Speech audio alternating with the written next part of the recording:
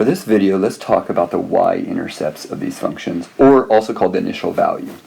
Now, normally what's in front is the initial value, but you notice here I have some numbers added at the end. What these numbers added at the end mean is that's a shift up or down. So it would have been initially negative 10, is now 6 higher, so that's really a negative 4.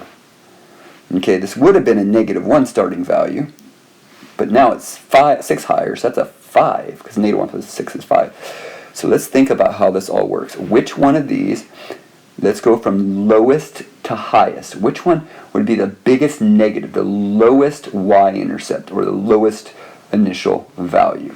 Well, it looks at, first, that looks like negative 10. But negative 10 plus 6 is negative 4. Does anything else think like it goes lower than negative 4? Nope, that's a negative 2. That's a negative 1 plus 6. Nope.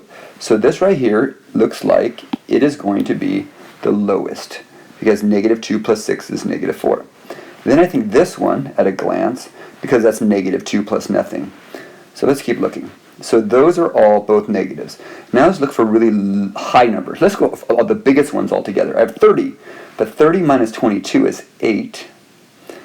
Okay, I have negative 2 plus 20 is 18. Ooh, that's a big difference. And I have a 10.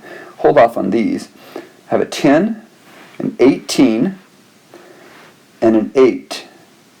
You know, it looks like 18, looks like the biggest. Then is it 10, and then is it 8? Let's think about that for a second. Again, that's 18, 10 plus nothing, and 30 minus 22 is 8. Yep, those are going down. And then the last two, I have a 1 and a negative 1, but this is negative 1 plus 6. Negative 1 plus 6 is 5. So that would be a 5. And we've got to squeeze these in and move these down. And this is a 1. Let's double check this. Let's see how we did. This one was negative 2 plus 20, which is an 18 y-intercept or initial value. This one's a 10. Alright, this one's a 30 and a negative 22, so that is an 8 y-intercept or initial value. This is a negative 1 and a 6, which is a 5. This is just 1 up here, so that's 1 plus nothing. This is a negative 2 plus nothing, so that's a negative 2. And this is negative 10, and 6 would be a negative 4. So it looks like it. If we're going from order, okay, my lowest one would be a negative 4 y-intercept or initial value, and we're gradually working up. So your initial value normally is this until your k value pushes you up or down. So really watch that initial value.